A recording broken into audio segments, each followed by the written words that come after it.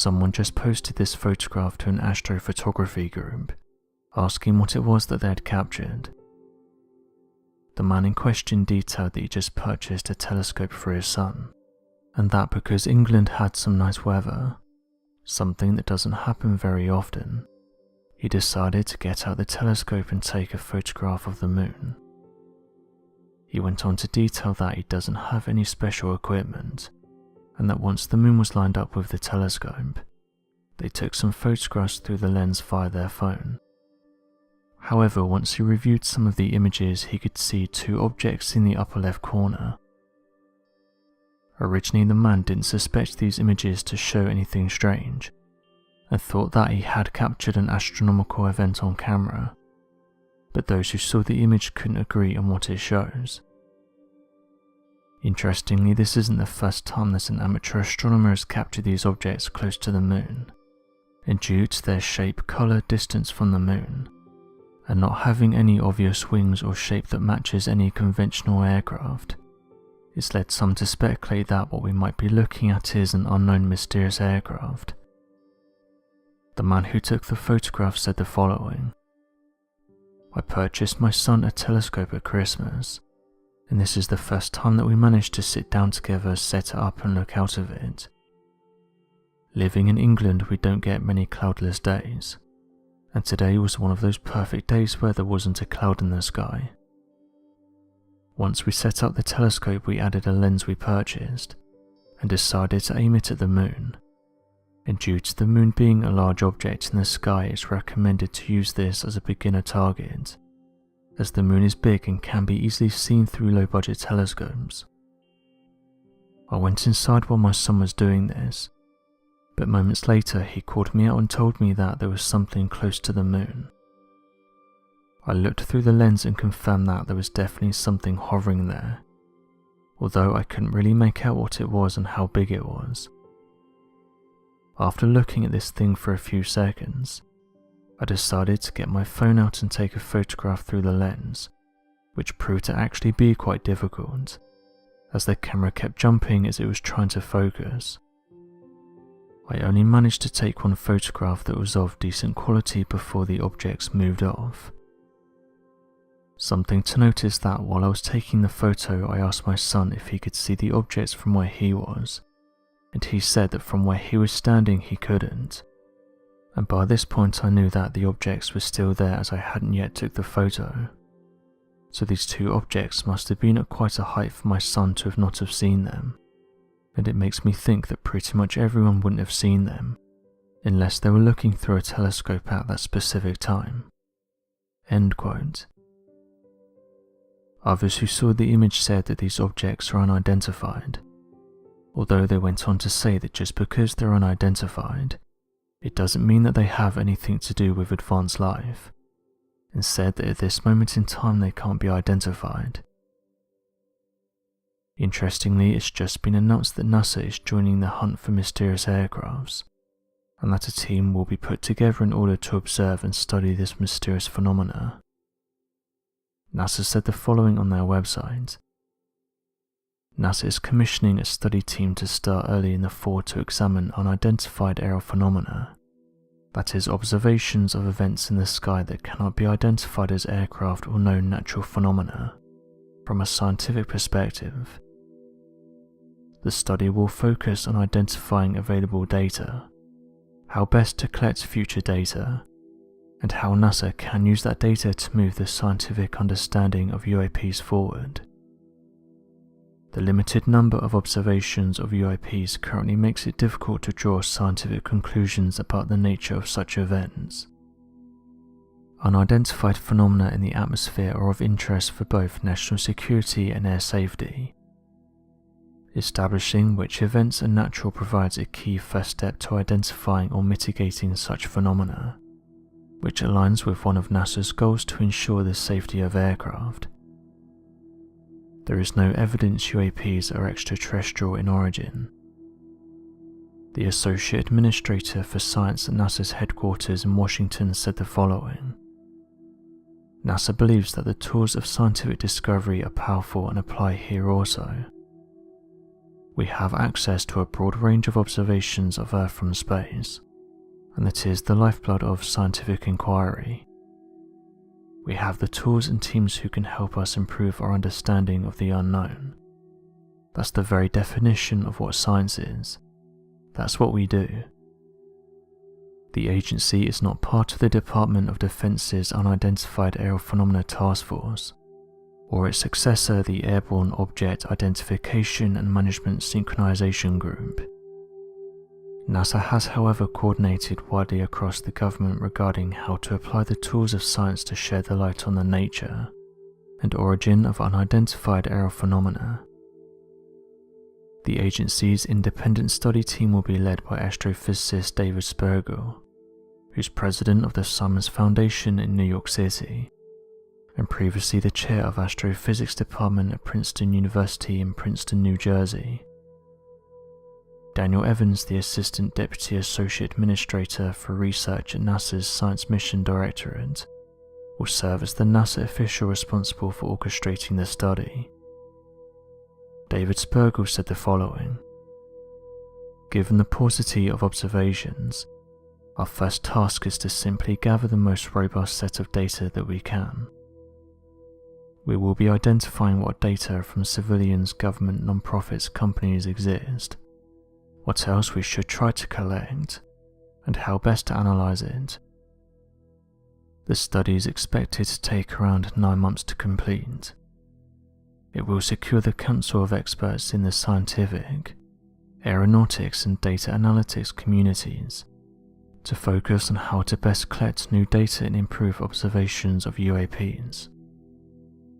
Daniel Evans, the Assistant Deputy Associate Administrator for Research at NASA's Science Mission Directorate, said the following: "Consistent with NASA's principle of openness, transparency and scientific integrity, this report will be shared publicly.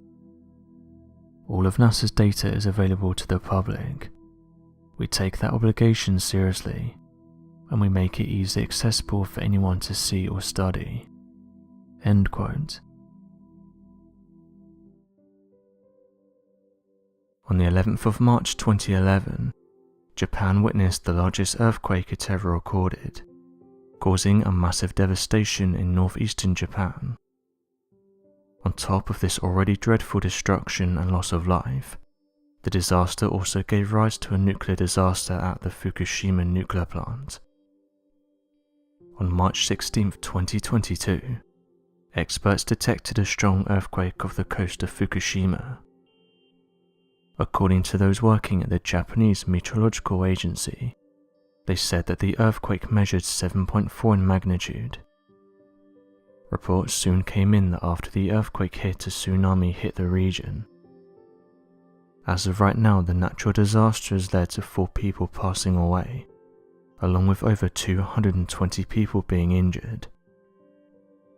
During all of this, drones were capturing footage for local TV stations, and it was during one of these that a viewer noticed something strange hovering above the area.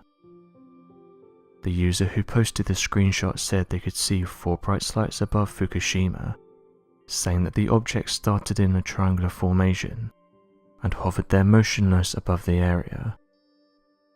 One user translated what some of the people were saying, and others detailed that they also saw lights above Fukushima, adding that they didn't stay around for long and held the triangular formation for the majority of time they were on screen.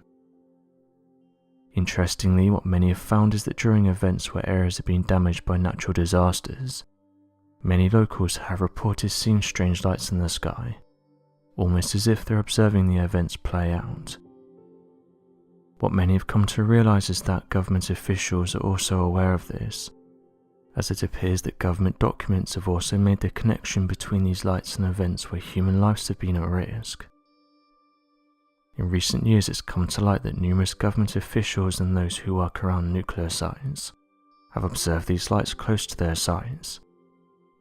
In fact, in 2021, officials in Japan announced that a lab was opened close to Fukushima that would study these objects, detailing that the research facility will strive to unravel the enigma of these mysterious lights. As of right now, many in the area think these lights are interested in the activity going on at Fukushima, and that they're keeping an eye on what's going on there. Others who've studied these mysterious lights have also said that they've been observed above United States missile launch facilities. As of right now, researchers in the area are trying to get to the bottom of what these lights are, and what they want.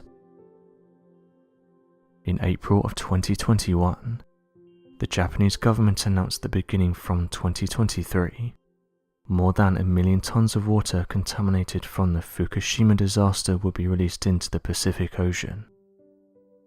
An estimated 1.25 million tons of water have built up around Fukushima's power plant, and this is since the 2011 disaster. This is largely because the Tokyo Electric Power Company has been adding 200 tons of water into the reactors, and also the power plant site each day, intending to maintain and balance temperatures to stop the few reactor cores that are left from melting too. Now more than 1,000 tanks on the site are filled with contaminated wastewater. While most radioactive material is filtered out, tritium, a radioactive hydrogen isotope, is not filtered out, and is the most dangerous to humans. However, 10 years on from the horrors, this cooling water system is meeting some flaws, as the Tokyo Electric Power Company no longer has the space to store the contaminated waste. The solution decided upon as of 2021 is to release the contaminated water gradually, bit by bit over many years, and this is by putting it into the Pacific Ocean. According to a spokesperson from the US State Department, this plan is, quote, in accordance with globally accepted nuclear safety standards, as many nuclear plants all over the world regularly let small volumes of tritium into the ocean. Some people aren't happy with this solution, however. Many have expressed their concerns that the Tokyo Electric Power Company may not be wholly accurate in their judgment of the water safety. These fears are amplified by a study published in August 2020, which found traces of many other radioactive isotopes in the Fukushima wastewater. Many local fishermen have expressed concern about the fishing industry, and some are concerned for the health of the wildlife. The impact of the nuclear accidents is colossal. Of course, the first concerns for most people are regarding any humans, from injuries to illnesses, and unfortunately even fatalities. And while there are many factors to consider, economic, social, and even how the political climate can be altered, perhaps one of the next most important aspects to consider is looking at the damage to the area. So as humans fled the area, the blissfully ignorant wildlife stayed put. Birds, snakes, all sorts of creatures alike, and of course flowers, trees, and even the soil, are all left to be contaminated. Scientists have now begun to ask, as the flora and fauna are left in this radiation zone, can they help us find out about how the environment has been impacted in the long term? The use of animals to monitor such a dangerous climate may seem cruel and unjust, though the truth is we use animals as bioindicators all the time. A bioindicator simply meaning a living thing whose health can give us these ever so valuable insights. Frogs, for example, have permeable skin, and are largely unable to detoxify, and are therefore monitored as a bioindicator for environmental pollution. Now, these scientists are not planning on sending animals blindly into these nuclear zones and hoping for the best. Much more ethically, they've chosen to study animals that are already within Fukushima, specifically rat snakes. Hannah Gurk, the lead author of the study, explained that snakes were a good choice of bioindicators, due to their limited movement and their overall tendency to confine themselves to one local area. Other animals, for example birds, move around too much, hindering the experiment. Overall, we can only hope for a sustainable, long-term, safe solution to this problem. So what do you make of these interesting photographs? Be sure to leave your questions and answers in the comment section below, and help us to grow this community while working to solve these unexplained mysteries. Thank you for watching, and don't forget to subscribe for more videos.